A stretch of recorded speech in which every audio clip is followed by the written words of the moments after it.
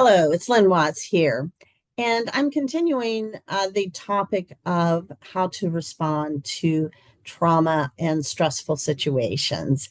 And in particular, today, I'm going to be talking about things that you need to do as a school counselor to take care of yourself in the midst of a traumatic or stressful situation. And of course, I think it goes without saying that if we're not taking care of ourselves, that it is difficult, if not impossible, to take care of the students that are dependent on us to provide support for them in terms of emotions and teaching coping strategies.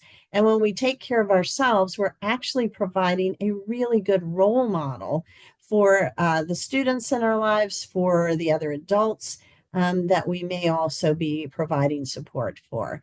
So if you have difficulty taking care of yourself, then keep in mind that if nothing else, this is a great role model for what you are trying to teach those other individuals that you are providing care for.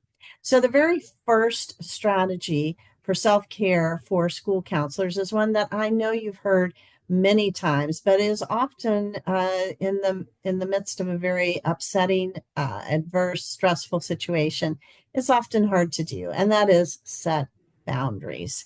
Now we know that in everyday counseling life we need to set boundaries, but it's also true that in the midst of a very traumatic situation, let's say that there has been the death of a significant person. Let's say perhaps there is some sort of weather event, and the community is reeling, for instance, from the recent hurricanes that have devastated so many different areas. How do you set boundaries when there is such a great need? Well, I think the important thing is to recognize that for a particular period of time, it may be important that you are available as much as possible, maybe even almost 24/7. But there comes a time when you're not going to be effective. And I think you would probably agree that at a certain point, you're no longer going to be effective if you do not have time to rest and to rejuvenate and to regain your own health, emotions, physical health. And so it is important to set boundaries. This doesn't mean that you necessarily walk away from a situation where you're needed. It simply means that you recognize that you are not the only person providing care in this situation. So it may mean that you schedule another counselor to come in and help with the situation, that you reach out for some sort of online support that would be available if there's nobody else within the immediate vicinity to help out with the situation, whatever it is. So perhaps you create a schedule where you're working a certain shift and then you have time to rest and then someone else takes over. So there are a lot of different ways to set boundaries, but it is a critical part of self-care for any counselor.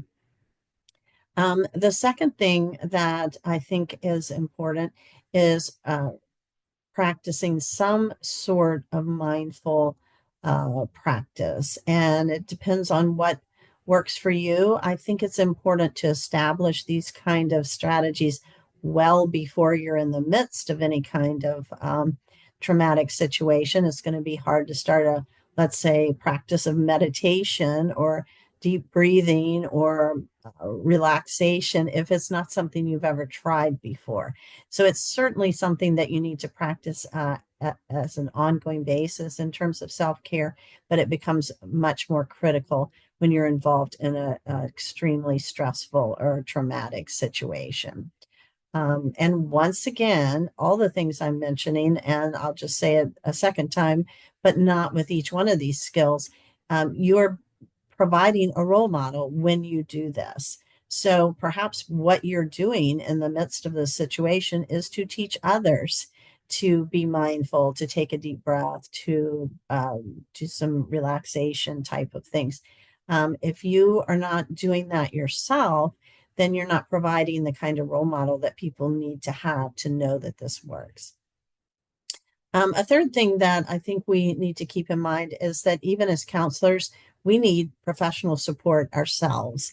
And so I think it's important to recognize that and to set up and already have in place some kind of professional support. So those are three critical things you can do. In the next video, I'm going to continue the discussion of ways that we can provide self-care for ourselves as counselors. Thanks for listening.